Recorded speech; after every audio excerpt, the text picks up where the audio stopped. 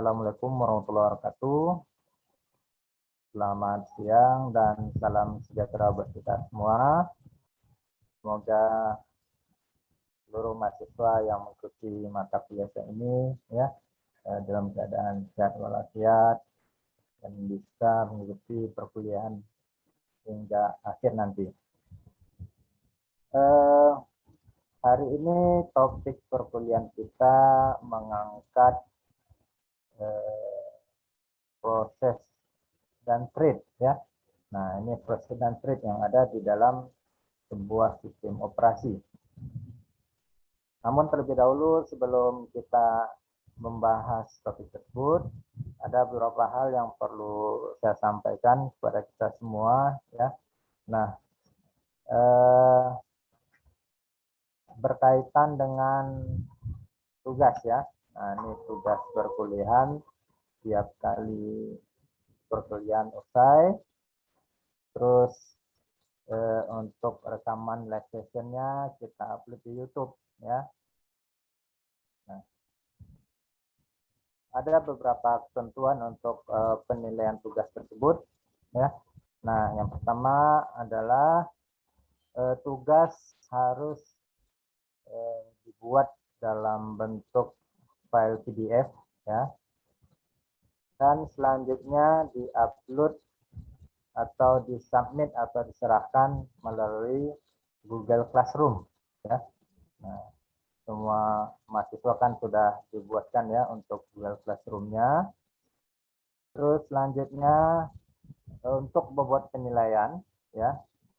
Nah, jadi di sini perlu diinformasikan bahwa bobot penilaian berdasarkan kepada waktu terakhir pengumpulan tugas ya, due date-nya tanggal berapa. Nah, misalnya untuk perkuliahan hari ini ya, tanggal 13 September 2021. Misalnya diberi kesempatan selama 2 hari ya untuk menyerahkan tugasnya. Nah, berarti due date-nya adalah pada tanggal 15 September yang akan datang. Nah, biasanya due date itu dibuat pada jam terakhir ya, jam 23.59 malam ya, batas akhir untuk penyerahan dokumen ya, penyerahan tugas. Nah, bagi mereka yang submit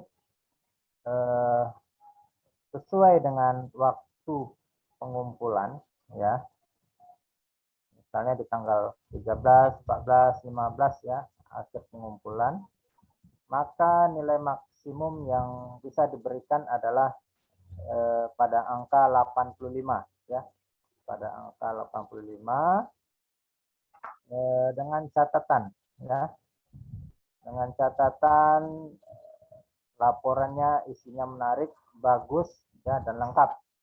Nah, untuk kriteria pertama ini rank penilaian itu berkisar di nilai 80 dan 85 ya. Nah, nilai terendahnya ada 80. Terus jika tugas diserahkan ya 1 hari setelah due date, misalnya pada tanggal 16 September, maka rank nilai yang bisa diberikan adalah dari terendah 75 dan yang tertinggi adalah 79. Jika submit tugas 2 hari setelah due date, nah maka rank nilainya adalah rank bawahnya 70 dan di rank atasnya di angka 80. Nah, namun jika tugas tersebut disubmitkan 4 hari setelah due date, maka tugas tersebut tidak akan dinilai ya. Nah, jadi adik-adik selain membuat tugas ya dalam bentuk PDF yang disubmitkan melalui Google Classroom, adik-adik juga harus merespon komentar ya yang ada di dalam video YouTube tersebut. Nah, nanti saya akan berikan pertanyaan-pertanyaan menarik yang untuk bisa dijawab oleh adik-adik semua. Nah, selanjutnya ya bagi yang belum like silahkan di like ya, yang belum subscribe silahkan di subscribe ya, agar mahasiswa semua mendapatkan notifikasi ya dari setiap video-video yang diupload melalui video tugas ini. Saya rasa cukup itu ya. Semoga bisa dipahami. Apakah ada pertanyaan? Nah, jika tidak ada pertanyaan, kita teruskan ya untuk masuk ke topik proses dan treat pada sistem operasi.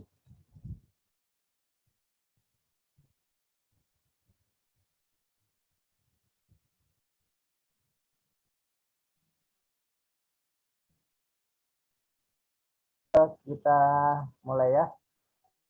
Sepertinya sudah 39 orang ya. Nah, berarti ada sekitar 2 orang lagi nih yang akan masuk ya, yang akan menyusul.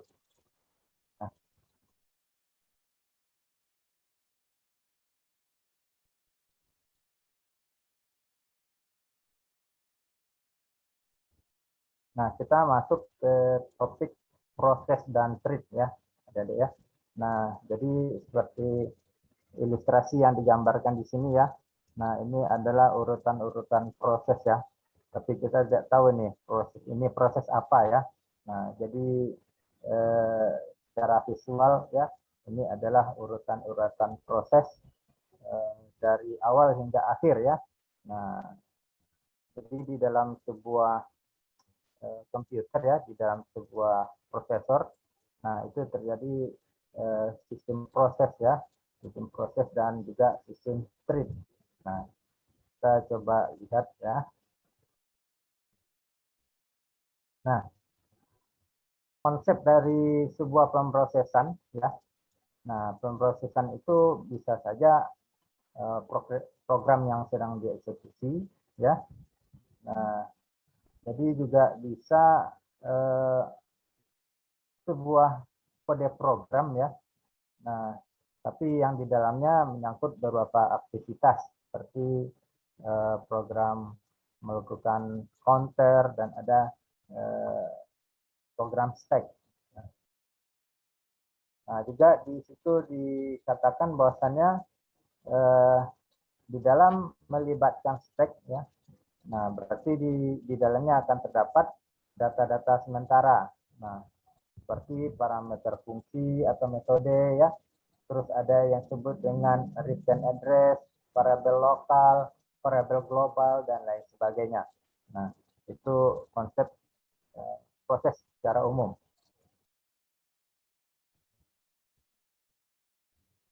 Nah, terus selanjutnya apakah itu sebuah proses ya? Nah, di sini dikatakan proses itu adalah sebuah program yang dieksekusi ya. Di dalamnya mencakup adanya program counter ya, ada register dan terdapat berbagai macam jenis variabel di dalamnya ya. Tadi ada variabel lokal ya, ada variabel global dan lain sebagainya. Nah, di dalam melakukan eksekusi ya, eksekusi proses, maka sistem operasi menggunakan dua cara ya, dua sistem, yaitu yang pertama yang disebut dengan batch system ya. Nah, di mana batch system ini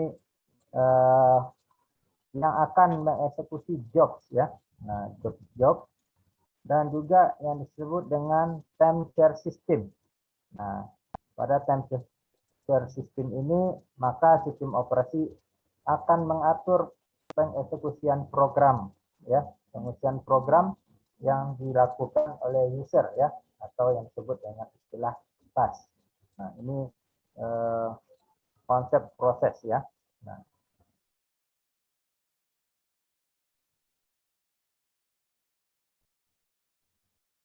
Nah, konsep proses selanjutnya adalah jika kita menggunakan sistem operasi Unix ya, Unix based. Nah, Unix based itu bisa saja di dalamnya termasuk Linux ya, ada Red Hat, ada SUSE, ada Mandrake ya. Nah, banyak turunan daripada Unix itu ya. Maka di dalamnya akan memiliki apa yang disebut dengan sistem call box ya. Nah, jadi sistem operasi Unix dia mempunyai berbagai macam sistem call ya, suatu sistem yang bisa dipanggil oleh sistem operasi. Nah, salah satunya adalah sistem call jenis POC ya. Nah, ini fungsinya adalah untuk membuat proses baru ya, untuk membuat proses baru. Untuk memanggil sistem call ini ya, sistem call yang terutama yang sistem call POC ya, untuk membuat proses baru ini, maka akan dibagi menjadi dua ya, yaitu adanya proses induk ya, atau disebut dengan istilah parent proses ya, dan juga disebut dengan proses turunan yang identik atau child process. Nah, ini di dalam proses sistem call itu ada dua jenis ya, proses yang dilakukan, ada yang disebut dengan proses induk atau parent proses, dan juga ada yang disebut dengan proses turunan yang identik atau child process.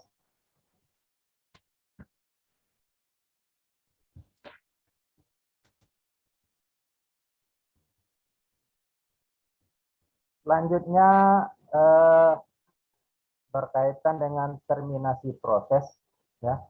Nah, terminasi proses ini adalah suatu proses ya yang telah selesai melakukan eksekusi perintah ya, eksekusi perintah terakhir, serta meminta sistem operasi untuk menghapus perintah tersebut dengan menggunakan sistem call exit ya. Nah, jadi kadang-kadang juga disebut dengan istilah terminate ya, terminate proses. Jadi proses itu telah melakukan eksekusi ya, eksekusi perintah-perintah terakhir ya, dan selanjutnya meminta kepada sistem operasi untuk menghapus perintah tersebut ya. Nah, sistem perintah yang digunakan itu adalah sistem call exit ya. Nah, kalau tadi membuat proses menggunakan sistem call POC ya, dan jika dia telah selesai melaksanakan perintah dari sistem operasi, maka dia akan menggunakan sistem call exit. Nah, selanjutnya proses tersebut dapat mengembalikan data keluaran ya pada proses induk ya atau pada parent prosesnya melalui sistem call wait ya.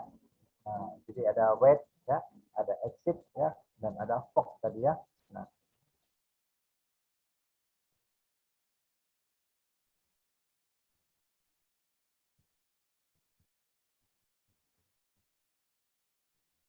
Nah, selanjutnya di dalam sebuah sistem operasi ya yang sedang melakukan proses, nah di dalamnya terdapat berbagai macam status dari proses tersebut ya. Ada yang kita ketahui, ada yang proses itu sedang running ya, sedang waiting, sedang ready ya, sedang terminate dan lain sebagainya. Nah, makanya kita coba lihat satu-satu ya status proses dari sistem operasi tersebut. Nah, yang pertama adalah statusnya running. Nah, apa yang dimaksud dengan status running? Nah, yaitu status yang dimiliki pada saat instruksi dari sebuah proses eksekusi ya. Nah, jadi instruksi-instruksi tersebut sedang dijalankan ya. Nah, itu status prosesnya adalah running. Terus juga ada statusnya waiting. Nah, status waiting ini status pada proses menunggu sebuah tugas atau event ya, seperti proses MK. Nah, jadi waiting ini sebelum dia masuk ke pemrosesan ya, nah dia menunggu ya. Nah, sama seperti analoginya pada saat kita ingin naik busway ya. Nah, dari suatu tempat ke tempat tujuan. Nah, kita menunggu busway tersebut di halte ya. Nah, jadi kita belum masuk ke busway-nya ya. Kita masih dalam status menunggu. Nah, kalau running tadi ya, nah kita sedang berada di dalam busway ya. Nah, terus selanjutnya status ready. Nah, status ready ini di mana sebuah job ya atau proses. Nah, menyatakan siap untuk dieksekusi oleh prosesor, ya.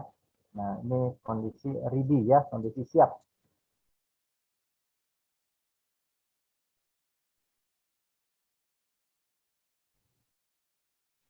Nah, status selanjutnya adalah new ya. Nah, yaitu status dimiliki pada saat proses baru saja dibuat ya. Nah, jadi pada saat sebuah proses di create ya atau dibuat, nah maka dia akan masuk ke dalam status new ya. Terus, nah ini yang terakhir tadi statusnya terminated. Nah, terminated ini adalah status yang dimiliki pada saat proses telah selesai dieksekusi ya.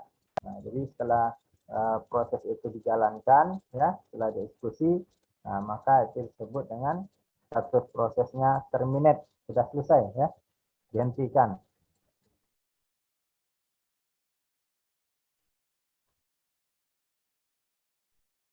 Nah, ini kita melihat ya gambar dari beberapa status ya.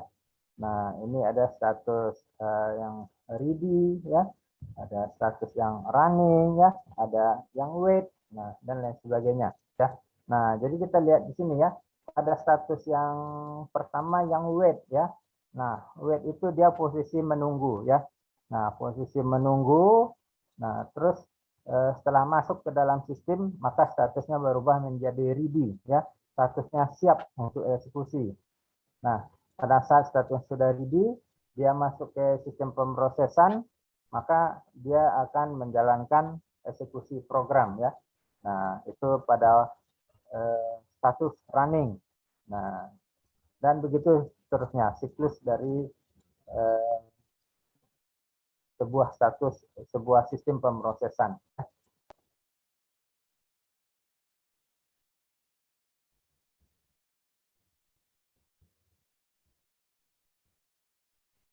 Nah, kita masuk kepada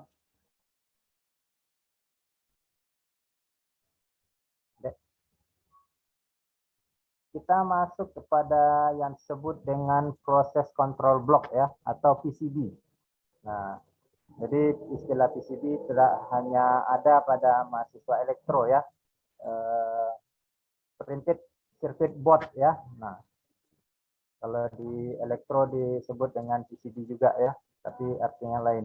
Nah, di dalam sistem operasi ya juga ada istilah proses control block. Nah, di mana proses control block ini menggambarkan semua proses yang ada di dalam sebuah sistem operasi. Ya. Nah, terkadang dia juga disebut dengan sebagai control block. Nah, kita melihat gambar proses control block ya. Nah, di sini ada pointer ya, ada proses state ya, status pemrosesan, proses number ya, nomor pemrosesan, terus ada program counter ya, ada register, ada memory limit ya, list of open file, nah file-file yang sedang terbuka dan lain sebagainya. Nah, ini adalah sebuah proses control block.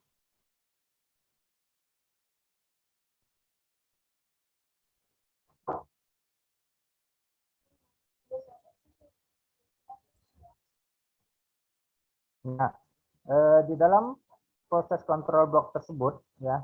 Nah, jadi di dalamnya terdapat berbagai informasi yang berhubungan dengan sebuah proses yang spesifik. Nah, apa saja proses yang ada di dalamnya?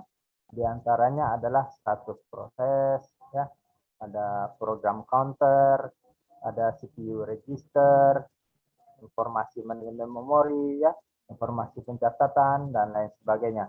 Nah, itu yang ada di dalam sebuah PCB.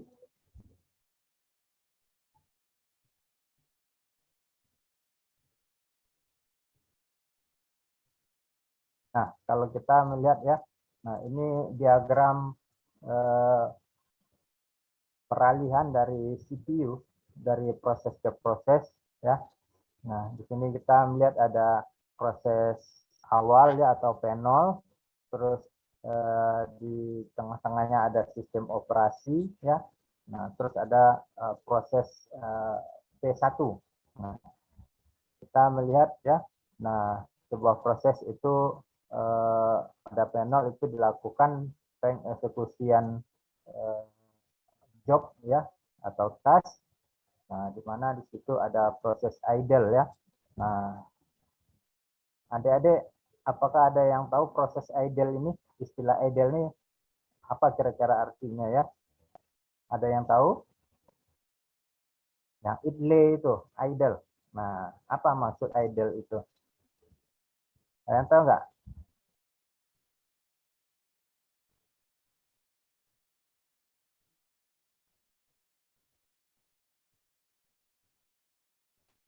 Oke, kalau belum ada yang tahu, ya. Nah, jadi proses idle itu, nah saya gambarkan ya seperti ini.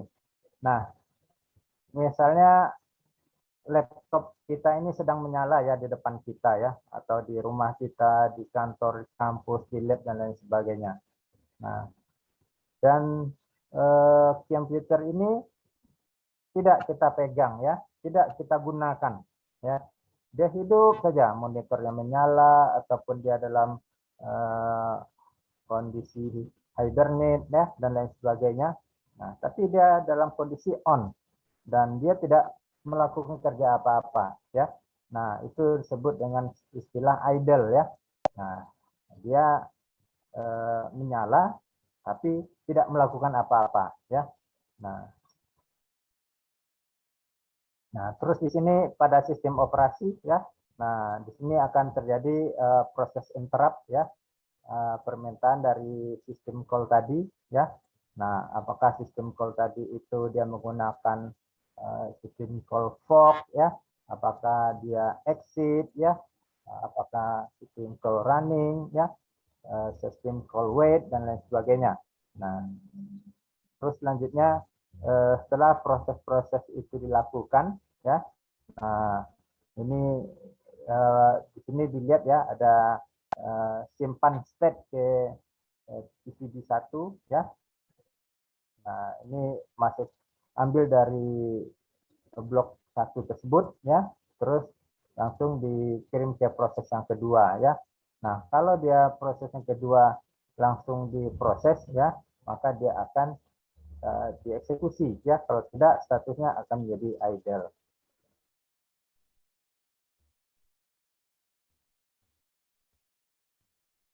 Nah, selanjutnya adalah proses treat, ya. Nah, apa yang dimaksud dengan proses treat? Nah, di sini disebutkan yaitu sebuah alur kontrol dari sebuah proses, ya. Alur kontrol. Nah, kontrol treat tunggal hanya memungkinkan proses untuk menjalankan satu tugas pada satu waktu, ya. Nah, jadi treat ini adalah alur kontrol dari sebuah proses, ya. Terus kita kenal dengan istilah control treat tunggal, ya. Nah, artinya proses hanya menjalankan satu tugas pada satu waktu, ya. Nah, itu yang disebut dengan treat tunggal.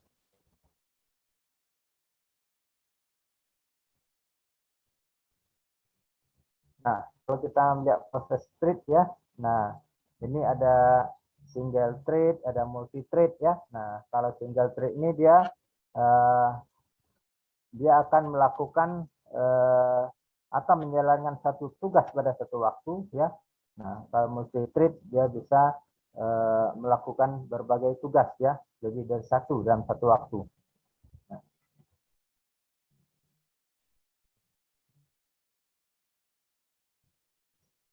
Nah, untuk multi thread, ya, multi threading. Nah, ini banyak perangkat lunak yang berjalan pada PC modern dirancang secara multi-threading, ya. Nah, ini multi-thread ini untuk komputer-komputer yang lebih canggih, ya, yang berjenis high-end, ya. Nah, sebuah aplikasi biasanya diimplementasikan sebagai proses yang terpisah, ya, dengan beberapa thread yang berfungsi sebagai pengendali, ya. Nah, di sini contohnya adalah sebuah web browser, ya. Nah, web browser mempunyai thread untuk menampilkan gambar atau tulisan, ya, dengan thread yang lain berfungsi sebagai penerima data dari network. Nah, itu contoh daripada multi-thread ya pada sebuah web browser.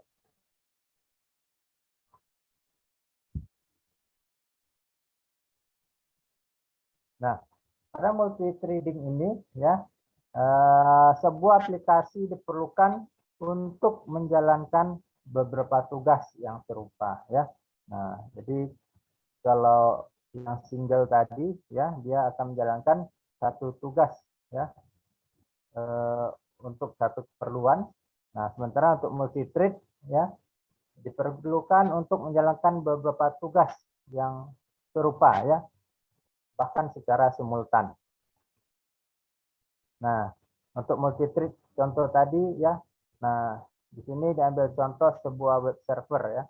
Nah, web server ini dia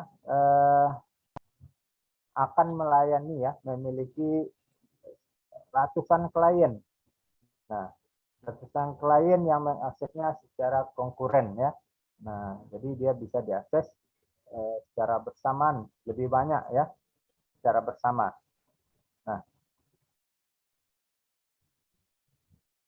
jika web server tersebut sebagai proses yang berjalan pada thread tunggal, nah, maka ia hanya dapat melayani satu klien pada satu waktu-waktu. Ya. Nah, bila ada klien yang ingin mengajukan permintaan, maka ia harus menunggu sampai klien sebelumnya selesai dilayani. Ya. Nah, jadi untuk yang thread tunggal, ya, nah itu adalah akan melayani satu klien pada satu waktu ya. Nah, terus jika ada job baru yang masuk ya, nah maka job baru itu dia dalam status menunggu ya, menunggu proses job pertama tadi selesai.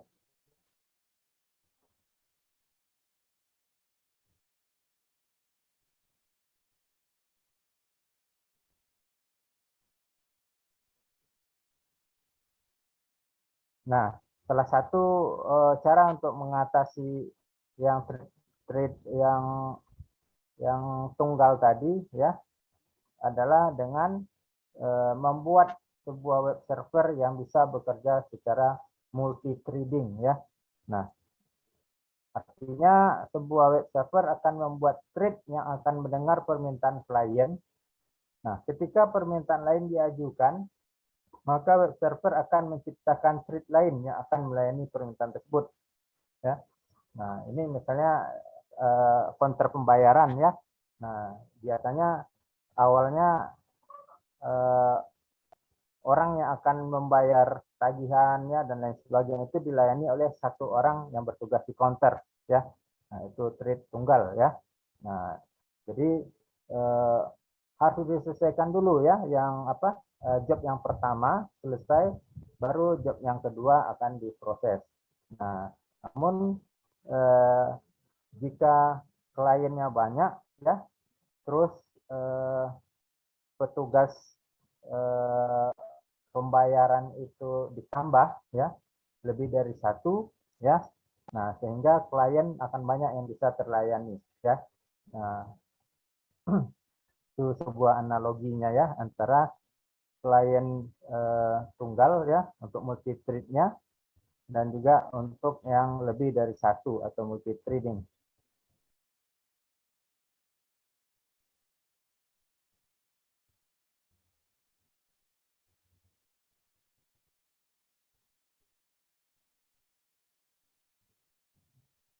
Nah, selanjutnya adalah thread dalam proses ya. Nah, jadi ini disebutkan perbedaan antara proses dengan thread tunggal ya dengan proses dengan thread yang banyak atau multi adalah proses dengan thread yang banyak dapat mengerjakan lebih dari satu pada satu satuan waktu ya. Nah, itu untuk multi thread.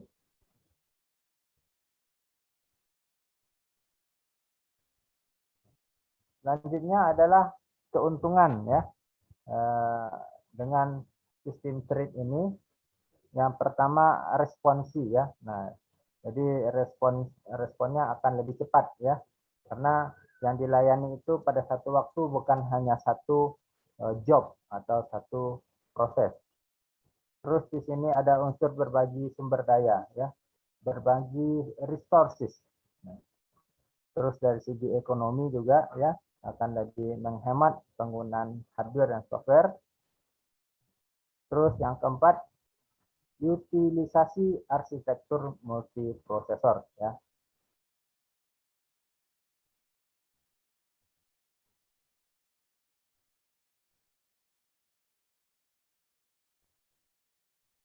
Selanjutnya adalah keuntungan daripada trade ya.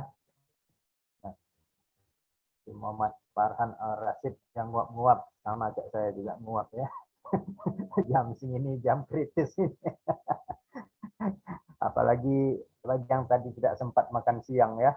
Nah, itu sangat kritis sekali. Tapi tidak apa-apa, nanti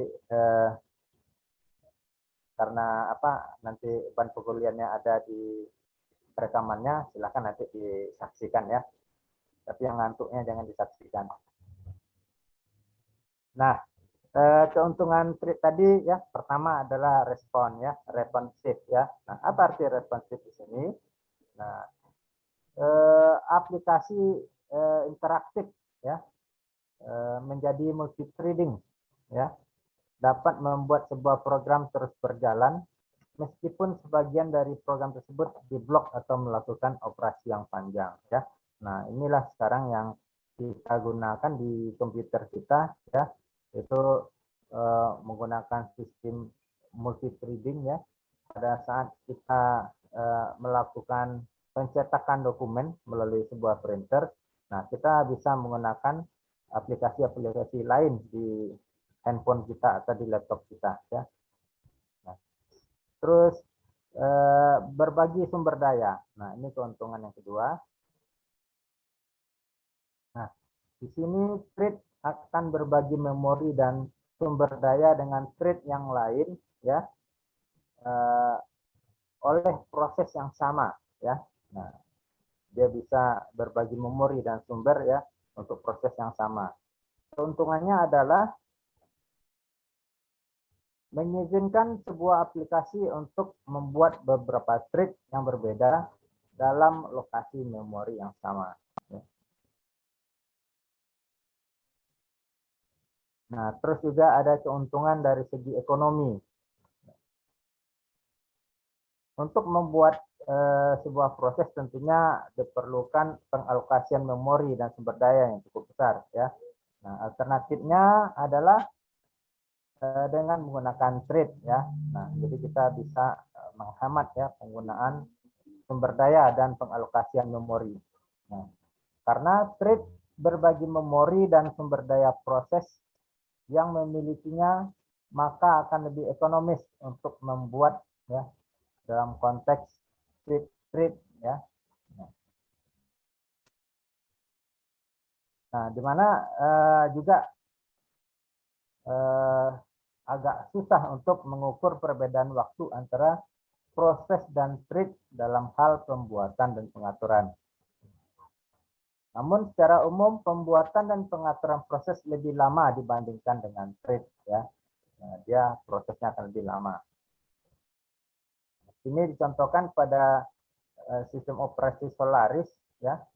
Pembuatan proses lebih lama 30 kali dibandingkan dengan pembuatan thread itu sendiri. Nah, konteks with proses 5 kali lebih lama dibandingkan konteks with thread.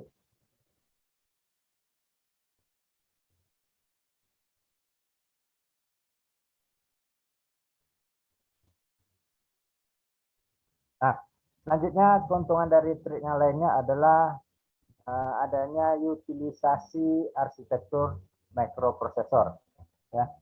Nah, di mana dapat meningkatkan arsitektur dari multiprosesor ya.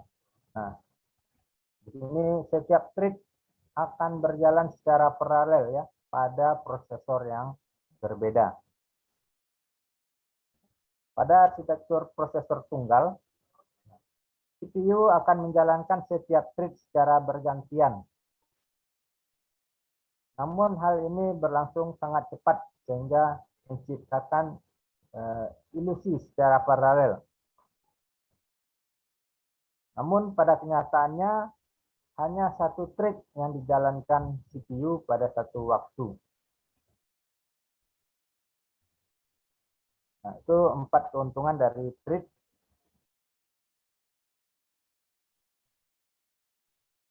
Nah, selanjutnya adalah multi-threading. Ini ada thread pengguna, ya, di mana pengaturannya dilakukan oleh library thread pada tingkatan pengguna atau user.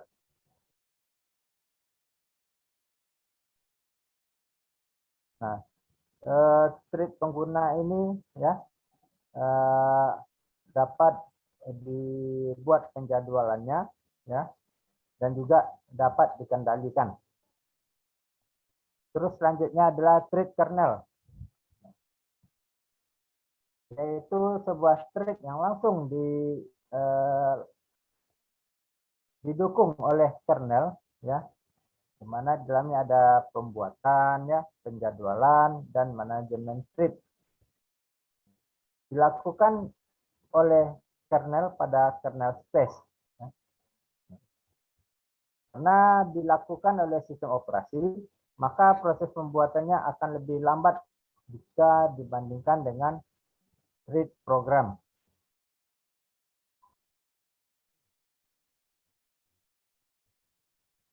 Nah, ini beberapa model multi threading, ya. Di antaranya ada model many to one, ya, banyak ke satu. Terus ada model one to one, ya, satu per satu. Dan ada model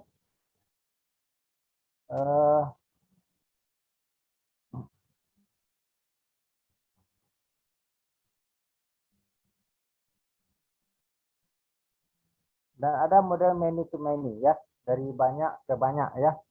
Nah, tadi ada yang dari many to one, ya, dari banyak menjadi satu. Terus model thread one to one, ya, satu ke satu, dan model many to many, ya, dari banyak ke banyak.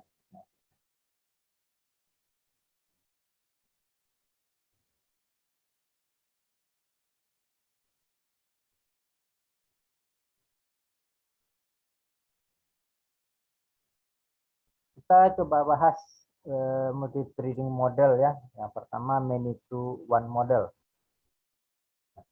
Di sini memetakan banyak user level thread ke satu kernel thread, ya. Nah, selanjutnya pengaturan thread dilakukan oleh user space. Efisiensi, tetapi ia mempunyai kelemahan yang sama dengan user thread. Tidak dapat berjalan secara paralel pada multiprosesor, ya. Nah, ini multi thread, ya. Nah,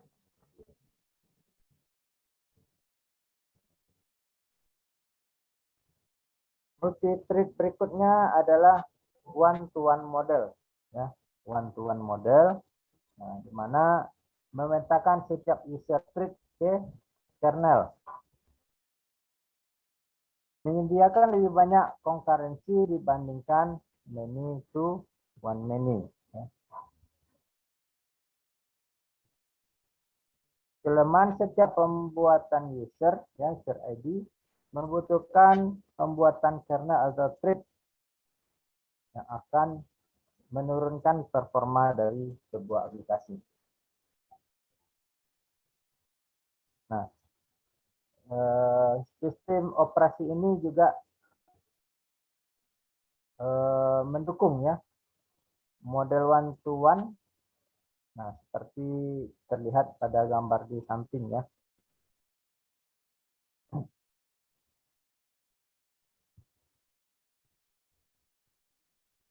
Nah, selanjutnya multi threading model yang ketiga adalah many to many, ya, banyak ke banyak. Nah, di sini disebutkan multiplex. banyak user level thread ke kernel thread yang jumlahnya lebih kecil atau sama banyaknya dengan user level thread. Jumlah kernel thread juga dapat secara spesifik ya digunakan sebagai aplikasi atau sebagian. Developer dapat membuat user thread sebanyak yang diperlukan dan kernel thread yang bersangkutan dapat secara paralel pada multiprosesor.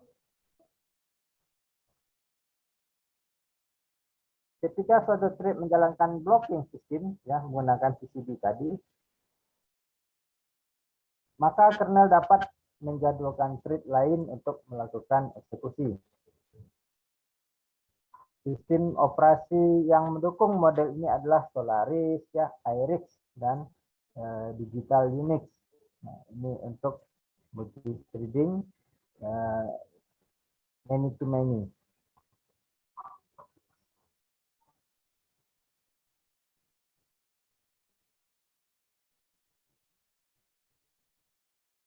Nah, terus ada library daripada thread ya. Nah, ini karena diterjemahkan ke bahasa kita, jadinya jadi bahasa thread ya. Padahal ini bukan itu maksudnya ya. Ini masih ada library. Pustaka thread atau yang lebih familiar dikenal dengan thread library ya.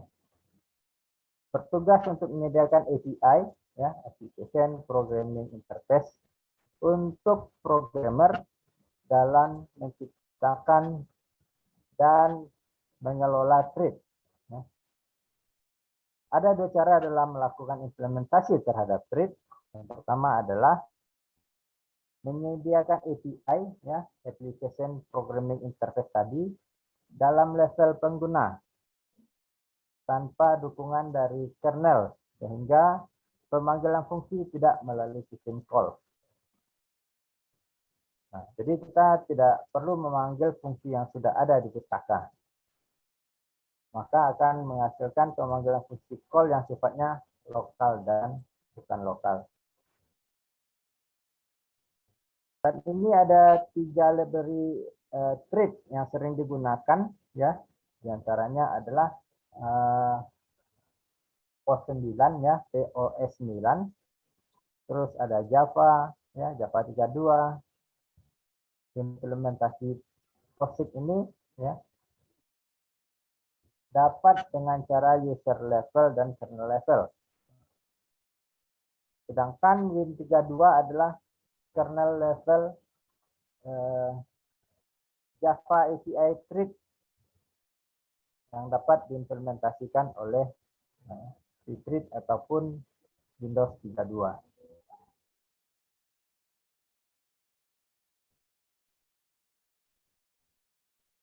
Oke, Dedek, sampai di sini ada yang mau ditanyakan? Atau mau ada yang didiskusikan?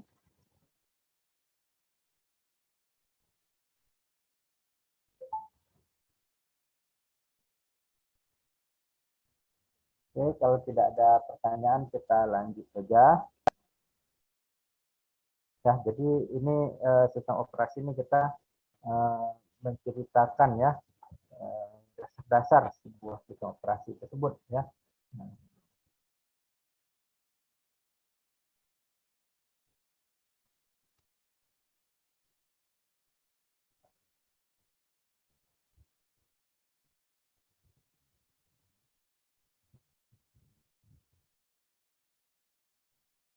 Nah, selanjutnya penjadwalan thread ya. Nah, thread ini dapat digunakan ya untuk menjalankan atau berbagai macam penjadwalan ya pada thread ini. Nah, di mana kebijakan penjadwalan itu ditentukan oleh setiap proses ya. Nah, proses-proses tadi akan ditempatkan ya dalam daftar proses sesuai dengan prioritasnya dan bagaimana ia bergerak dalam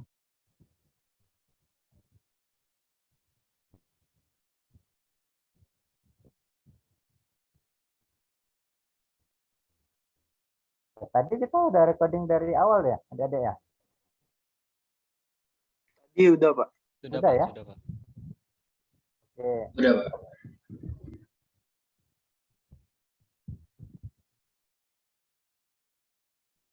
Nah, ini kita di dalam pemrosesan juga mengenal istilah agent ya.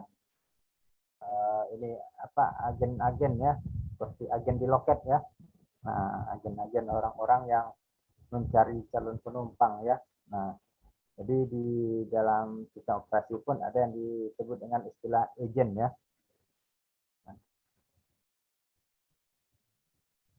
Nah, tujuan daripada agent itu apa sebenarnya? Nah, pada intinya adalah mendelegasikan tugas ya. Nah, misalnya kalau kita lihat di terminal-terminal ya, biasanya yang menjual tiket itu kan adalah petugas-petugas yang ada di loket-loket ya, loket-loket penjualan karcis, tiket dan lain sebagainya. Nah, namun pada saat suatu ini ya, peringatan hari besar, libur nasional dan lain sebagainya, nah kita melihat banyak agen-agen ya yang berkeliaran ya menjual tiket. Nah, apakah mereka itu agen benaran ataupun agen KW ya, atau agen tipu-tipuan.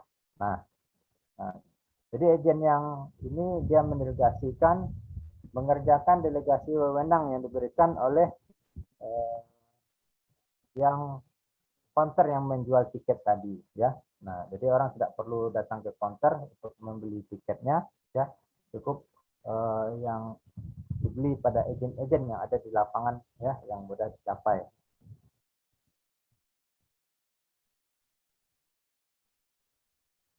Nah, software agent ini ya di dalam proses ini istilahnya disebut agent saja ya. Nah, si agent ini dia memiliki ide tersendiri ya mengenai bagaimana menyelesaikan suatu pekerjaan tertentu atau agenda tersendiri. Nah, agent yang tidak berpindah ke host lain disebut dengan stationary agent ya.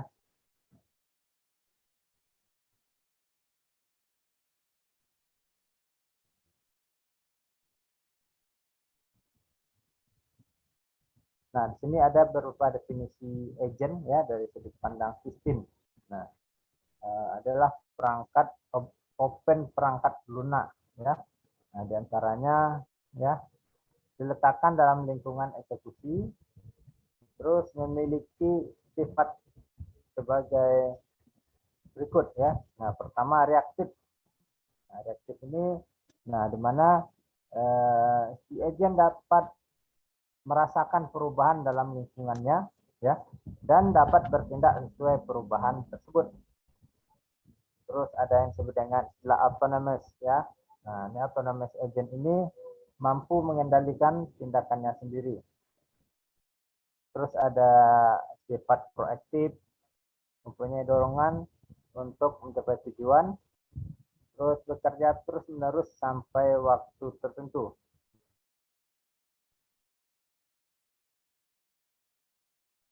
Nah, namun juga agen ini dapat mempunyai sifat ortogonal ya.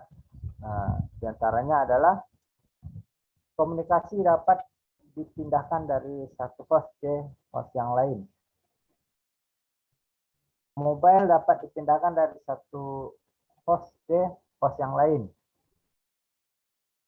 Terus di sini ada learning ya, mampu menyesuaikan diri berdasarkan pengalaman-pengalaman sebelumnya. Dapat dipercaya sehingga menimbulkan kepercayaan kepada ustadz. Dapat dipercaya sehingga menimbulkan kepercayaan kepada end user ya.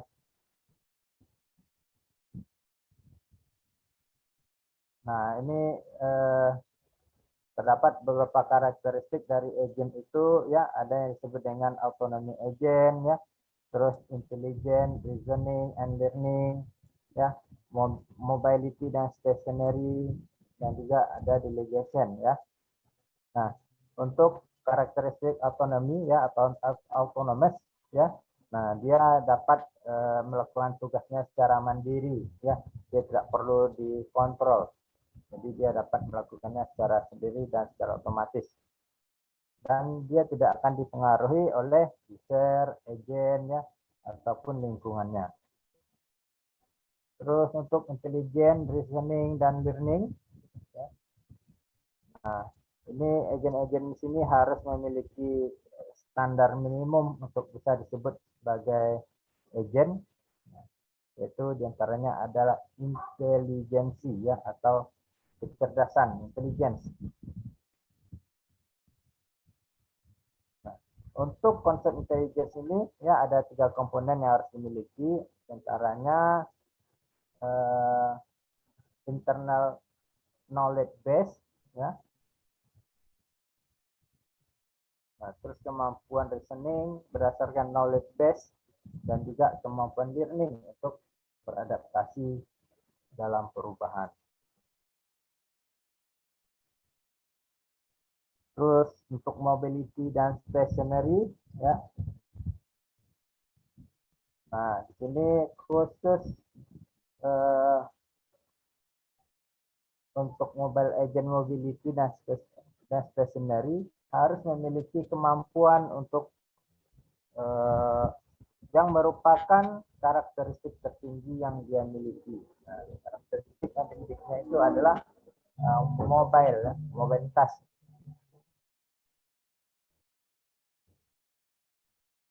Terus untuk delegation, sesuai dengan namanya dan seperti yang sudah kita bahas pada bagian definisi, agen bergerak dalam kerangka menjalankan tugas yang diperintahkan oleh user. Dan fenomena pendelegasian delegation adalah karakteristik utama suatu program, ya, yang disebut dengan agent.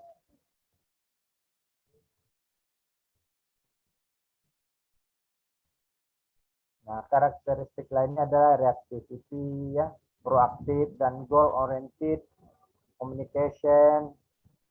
Ya.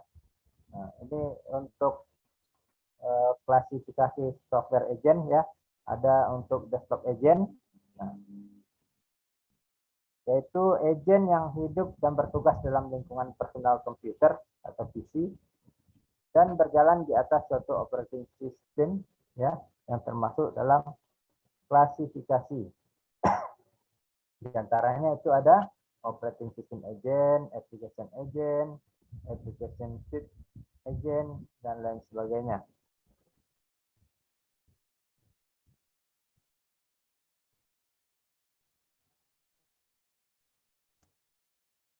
Nah, klasifikasi software agent.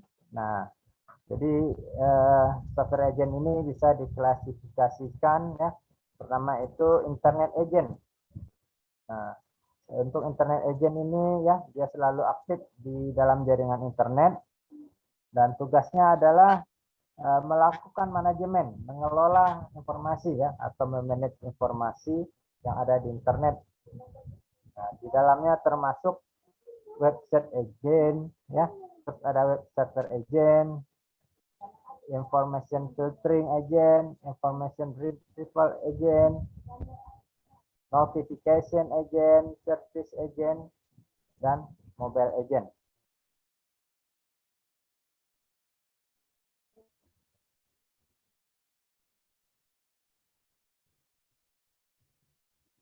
Nah, juga di sini juga tergantung pada bahasa pemrograman yang digunakan untuk implementasi, ya, pada software agent tadi. Nah, ini akan berkaitan dengan keberhasilan dalam implementasi, ya, tentunya sesuai dengan yang diharapkan. Nah, ini para pakar, ya, memberikan petunjuk tentang bagaimana karakteristik atau bahasa pemrograman yang sebaiknya dipakai. Di antaranya adalah bersifat object oriented, ya, platform independent, communication capability, resource.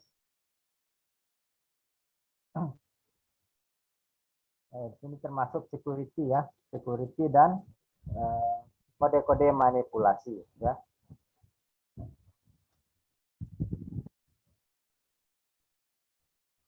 sekarang kita masuk ke istilah client server ya. Nah, di sini definisikan client server ya menurut Budi Irawan 2005 sampai 2030. Server adalah komputer database yang berada di pusat di mana informasinya dapat digunakan bersama-sama oleh beberapa user yang menjalankan aplikasi di dalam komputer lokalnya.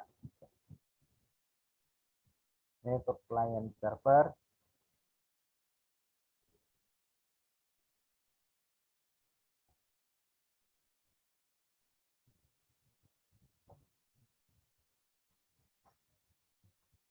Nah, untuk model client server itu sendiri ada yang disebut dengan model two tier ya. Nah, jadi sebelum kita membahas model client server ini, mungkin saya mau cek dulu pemahaman ya, adik-adik. Saya akan tanya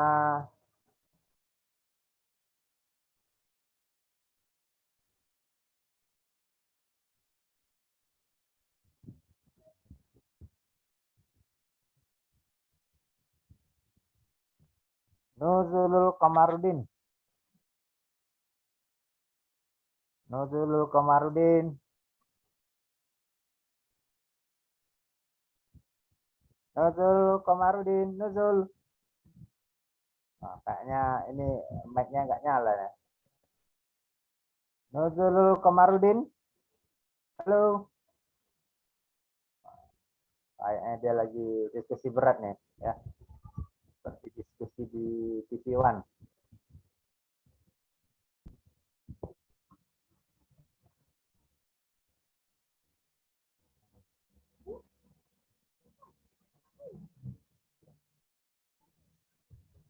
Ya, Nuzul Kamarudin. Wah, masih serius ya. Weh, Nuzulul. Nuzulul masih ada? Ya, Pak. Ya. Dengar tadi saya panggil-panggil. Teman saya tadi ya agak ganggu, Pak. Oh, jelas. Sekarang udah oke ya? Aman, Pak. Udah Aman ya? udah Nah, nyaman berarti kan, Pak? Santai, Pak. Aman.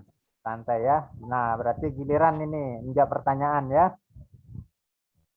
Nah, santai kita jawabannya, enggak apa-apa. Nah, pertanyaannya adalah apa yang disebut dengan client server. Nah, ini harus kita pahami dulu ya. Kan kita ada semester berapa sekarang ini? 7, berapa? 9 atau 12? Nah, Masih 4, Pak. masih 4 ya? Ya, Pak. Oh, saya pikir udah semester 12 ya. Ntar lagi tamat. Kalau tidak tamat, ditamatkan ya. Nah, jadi kalau semester 4 itu udah mungkin udah sering mendengar istilah ini ya, client server ya. Nah, coba secara filosofinya apa itu model client server itu? Nurul.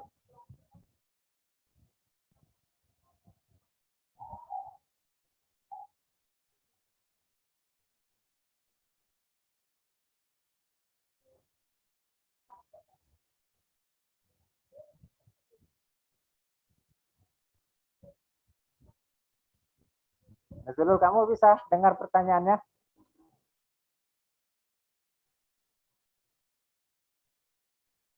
Halo Nurul. Iya, Pak. Kurang jelas, Pak. Maaf, Pak. Bentar, Pak. Kurang Bentar, jelas. Pak. Mau pakai headset dulu, Pak.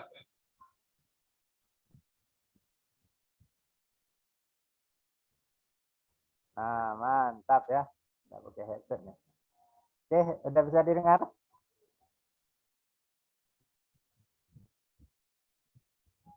Halo Nurul.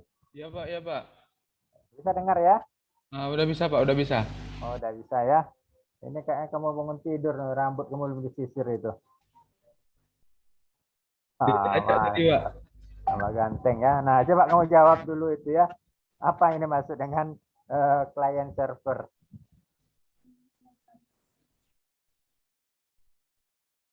Sebentar, Pak. Ya, cari di Google dulu kalau nggak bisa ya. Sambil mengingat-ingat ya. Nah, nanti kita akan cari filosofinya. Jadi tidak perlu buka-buka Google lagi, buka buku ya untuk menjawab client server itu.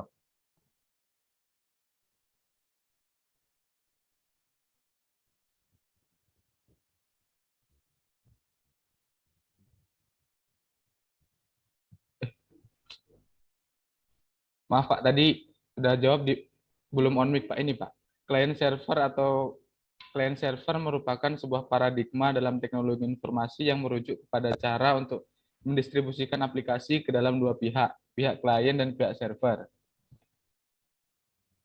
Nah, apa itu yang klien itu apa, server itu apa?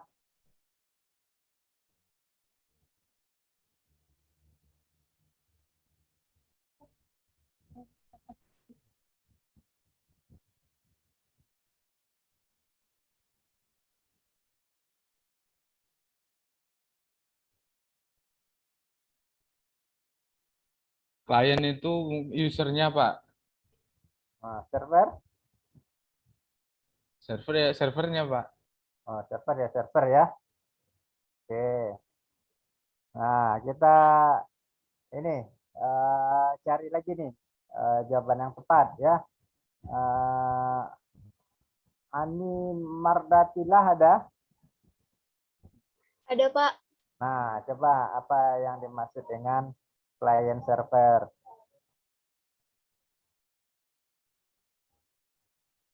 Menurut saya, client server itu pembagian kerja menjadi dua bagian gitu, Pak. Maksudnya dibagi antara kerja antara server sama klien yang mengakses dari server dalam suatu jaringan. Oke, kita cari lagi yang lebih tepat ya. Yang lebih tepat lagi jawabannya apa lagi nih? Wahyu Aldiansah.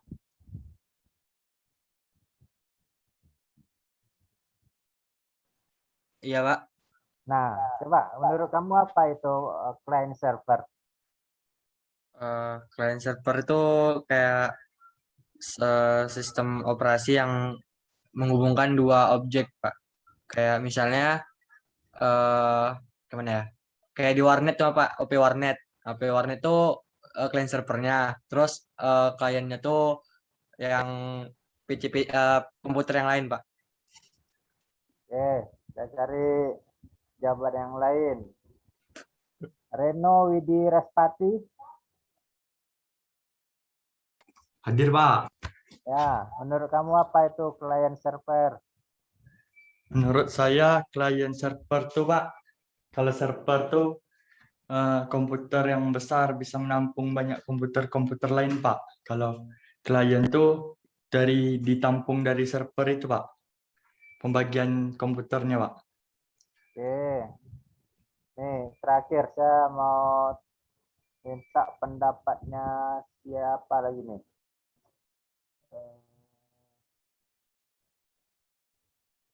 Rahmat Farid Abdillah.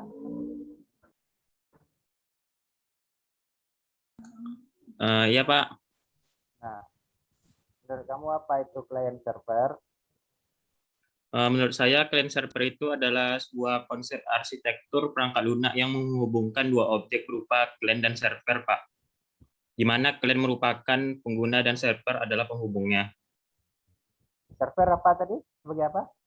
Sebagai penghubungnya. Oke ya. Nah, jadi jawaban yang hampir-hampir kena itu adalah jawaban dari si Rahmat Farid Abdillah ya. Nah, sebenarnya adik-adik tidak susah mikirin apa itu client server ya.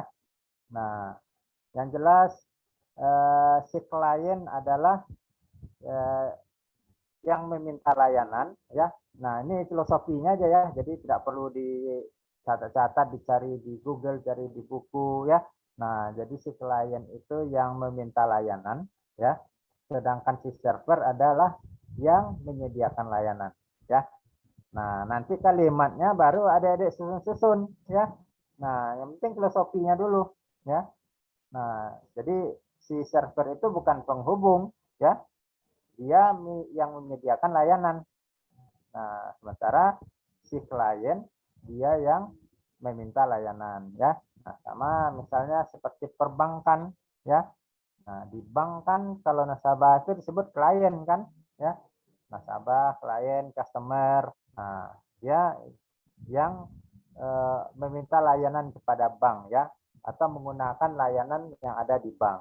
Nah, terus yang bank sendiri itu adalah yang menyediakan layanan, ya.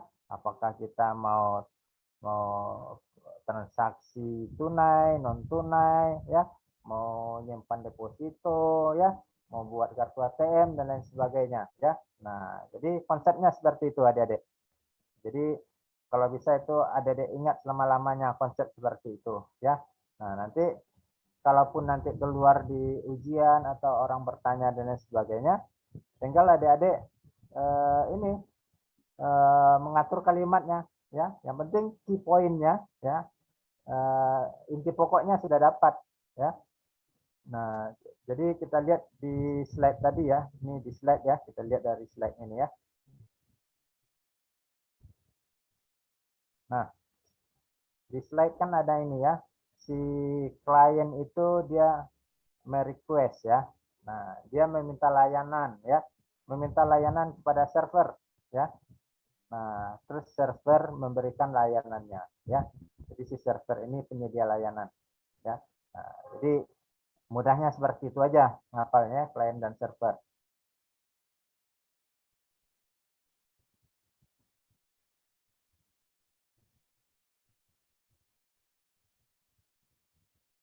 Nah, selanjutnya ini ada model multi tier, ya, multi tier.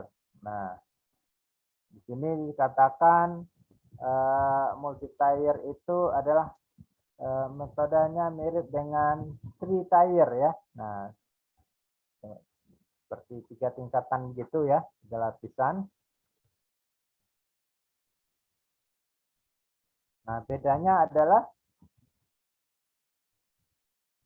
multi tier akan diperjelas di bagian UI-nya, ya, atau bagian user interface-nya, serta pada data processing, ya. Itu bedanya, ya.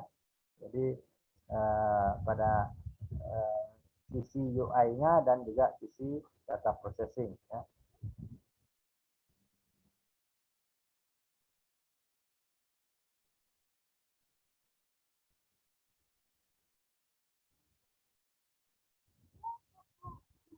Nah, juga yang membedakan arsitektur tersebut adalah adanya business logic server, ya.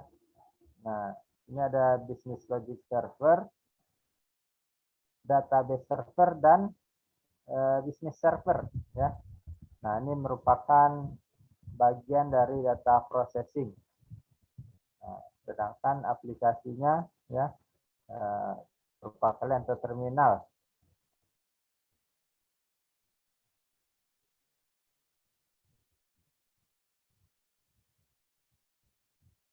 Nah, di sini ada tier 1, ya, level 1, level 2, ya.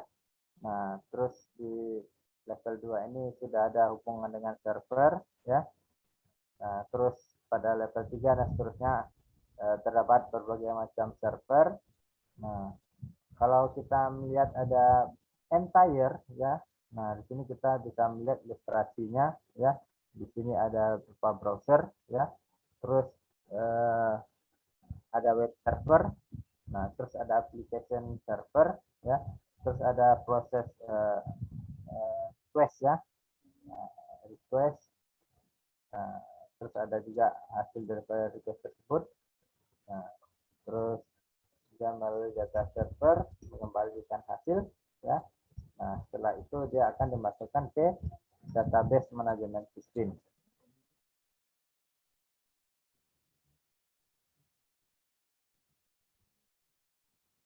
Oke, adik-adik, untuk slide-nya sudah cukup, ya, sudah cukup kita bahas tentang proses dan script. Kira-kira ada yang mau ditanyakan atau mau didiskusikan? Silahkan.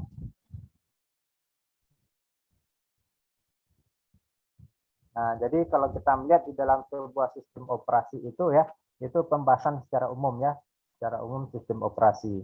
Karena di sistem operasi itu kan ada macam-macam ya, ada sistem operasi Windows ya, ada sistem operasi DOS ya, DOS operating system, ada sistem operasi apa lagi, Unix ya, Unix base, ada iOS dan lain sebagainya. Nah, jadi pada umumnya proses dan thread ya yang ada di dalam sebuah sistem operasi seperti yang disampaikan tadi.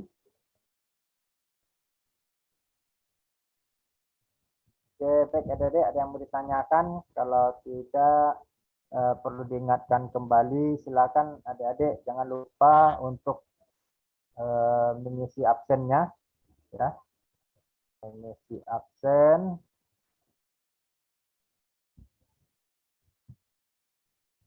Terus silakan diaktifkan kameranya, kita coba screenshot.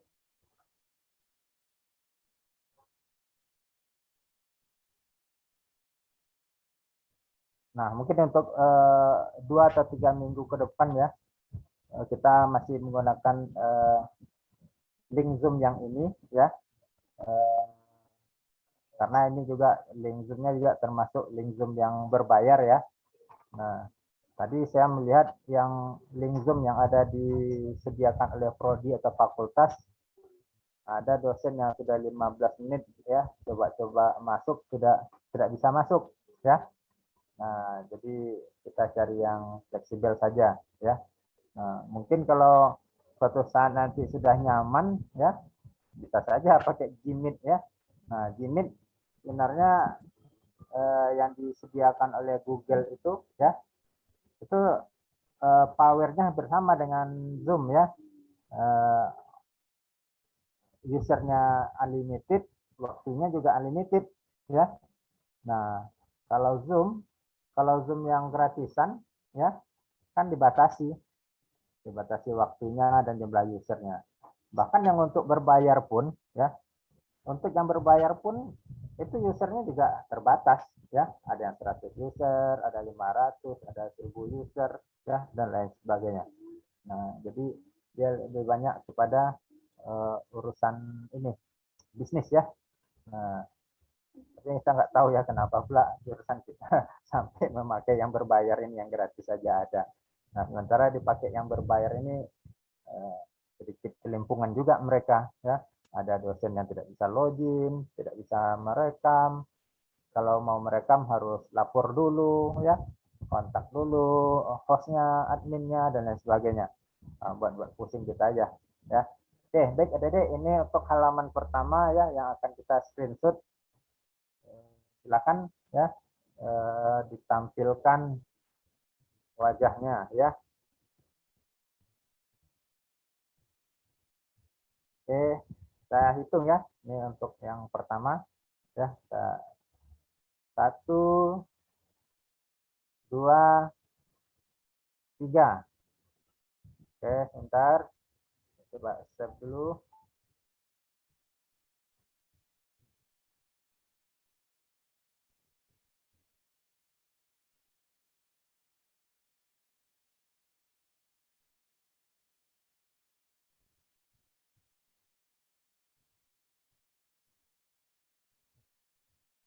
Oke, sekarang untuk yang room yang kedua ya. Untuk layar yang kedua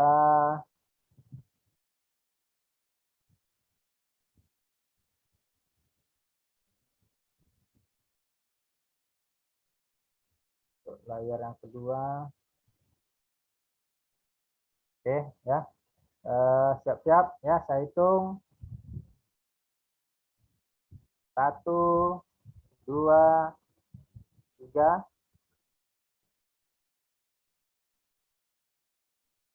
Oke.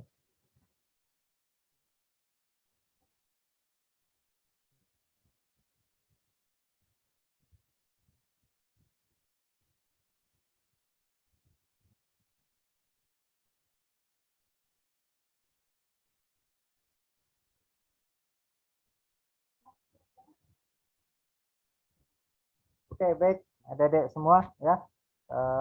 Untuk screen 1 dan screen 2 telah di screenshot ya. Bagi yang tadi kameranya mungkin ada yang tidak berfungsi, tidak ada masalah ya. Nah, terus yang penting adik-adik mengisi absen kehadiran ya. Selanjutnya kita tutup perkuliahan hari ini dengan mengucapkan wabillahi taufiq wal hidayah.